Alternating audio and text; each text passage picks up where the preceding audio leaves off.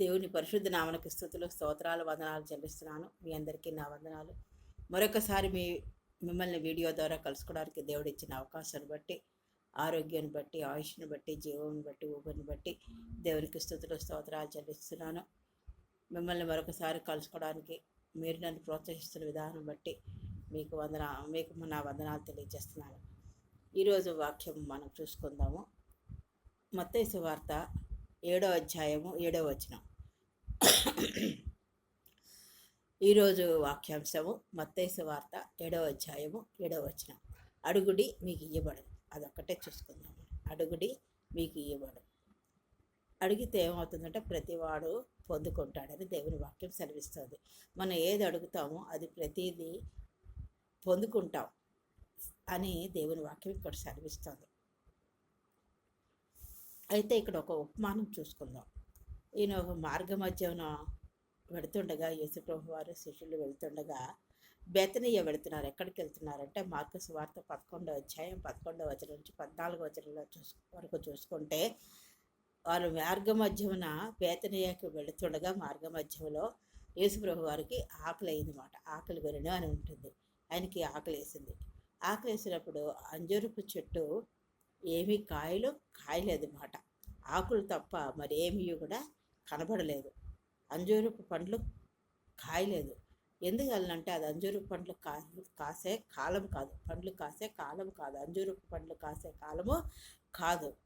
అప్పుడు యేసుప్రభు వారు అంజూరపు చెట్టును చూసి ఈ విధంగా చెప్పినట్టుగా చూస్తాం. ఏమనంటే ఇక మీదట ఎవరు కూడా నీ పండ్లు తినకుండుగాక అని ఆయన చెప్పినట్టుగా ఇక్కడ చూస్తాం.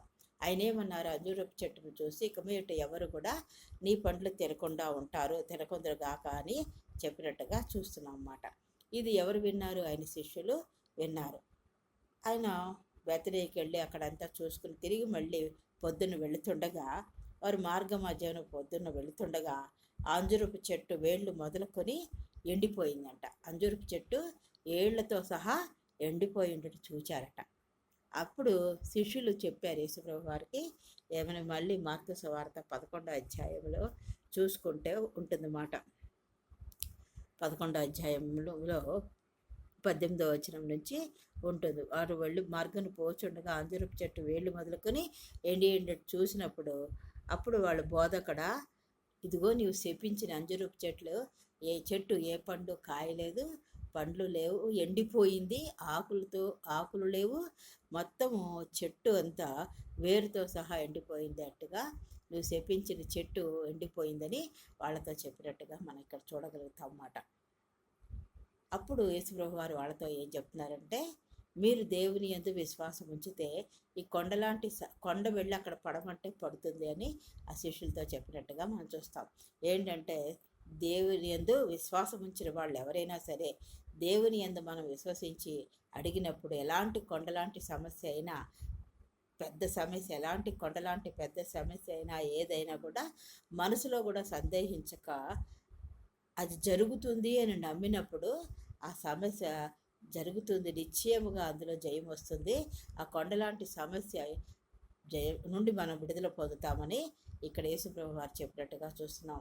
ఏమంటున్నారంటే తన మనసులో సందేహించక తాను చెప్పినది మనం ఏమనుకుంటున్నాం, నోటితో ఏం పలుకుతున్నామో అది తప్పక జరుగుతుందని నమ్మకంతో పలకాలన్నమాట. నమ్మకంతో పలికినప్పుడు కొండలాంటి సమస్య కొండెళ్ళి అక్కడ పడమన్నప్పుడు పడుతుంది. అంటే కొండలాంటి పెద్ద సమస్య వెళ్ళి పడుతుందని నమ్మకంతో మనం విశ్వసించి అది సందేహించక జరుగుతుంది అనే నమ్మకంతో ఎప్పుడైతే విశ్వాసంతో మనం చెప్తామో ఆ కొండలాంటి సమస్య నుండి విజయం కలుగుతుంది అని, నిశ్చయముగా కలుగుతుందని దేవుని వాక్యం ఇక్కడ సెలవిస్తుంది. అందుచేత ఇక్కడ ఏం చెప్తున్నారు? ఆయన ప్రార్థన చేయనప్పుడు ప్రార్థన చేయుచున్నప్పుడు మనం మనసులో ఏమనుకోవాలి? మనం అడిగింది పొందుకుంటాము అని ఒక దృఢమైన సంకల్పం ఉండాలి. దృఢమైన విశ్వాసం, నమ్మకం ఉండాలన్నమాట. ఎటువంటి సందేహం ఉండకూడదు, ఎటువంటి అపనమ్మకం ఉండకూడదు. సందేహంతో అవిశ్వాసంతో కాకుండా విశ్వాసంతో మనం అడుగుచున్న వాటిని ఎలా పొంది ఉన్నామని నమ్మితే ఆ తప్పక నిశ్చయంగా జరుగుతుందని దేవుని వాక్యం సెలవిస్తోంది. కాబట్టి ఇక్కడ ఏమని చెప్తున్నాడు దేవుని వాక్యం ఏం చెప్తుంది? విశ్వాసంతో అడగాలి. ఎలాంటి కొండలాంటి సమస్యలైనా జయం పొందుతామని సెలవిస్తోంది. సందేహించక అడగాలి, విశ్వాసంతో అడగాలి, నమ్మకంతో జరుగుతుందనే దృఢమైన నిశ్చయంతో అది పొంది ఉన్నామని మనం ప్రార్థన చేసినప్పుడు తప్పక పొందుతామని దేవుని వాక్యం సెలవిస్తోంది. కాబట్టి ఈ రాత్రికాల సమయంలో మీరు ఏ విషయాలైనా సందేహపడుతున్నారా? కొండలాంటి సమస్యలు ఉన్నాయా? బండలాంటి శోధనలు సమస్యలు ఏమైనా ఉన్నాయా?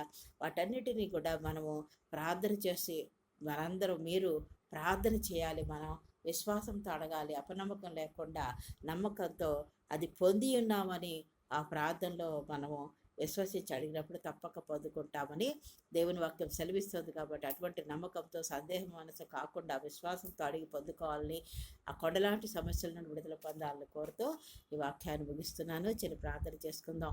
అత్యంత మహాపరిశుద్ధులను, ప్రేమమెండు, కృపామెండు, దయామెడమైన ప్రభువా, మీ అపరంజి పాదములకు లెక్కలేని స్తుతులు, స్తోత్రాలు, వందనాలు చెల్లించుకుంటూ ఈ రాత్రికాల సభలో మీ పాసందుకు వచ్చినాం నాయన. మీకు వందనాలు నాయన ప్రభువా, మీకే స్తోత్రమునైనా. అబ్రహాం, ఇస్సాకు, యాకోబు దేవా, మీకు వందనాలు. స్తుతికి పాత్ర, స్తోత్రాడా, పూజనీయుడా, పూజారుడా, మా ఆరాధనకు యోగ్యుడా, మీకు వందనాలు. 10,000లో అతి సుందరుడా, అతి కాశుడు, అతి మనోడమైన దేవా, మీకు వందనాలు. మార్పు చెందని దేవా, మారని దేవా, నిన్నాడే నిరంతరం ఏకరీతిగా ప్రేమిస్తున్న ప్రియ ప్రభా, మీకు వందనాలు. మీకే స్తోత్రమునైనా. శూన్యం నుండి సర్వజగత్తుని కేవలం మీ నోటి మాట ద్వారా సృష్టించిన మా సృష్టికర్తమైన దేవా, మీకు వందనాలు. ఆది అంతం అల్ప ఒమేగిన దేవా, మీకు వందనాలు.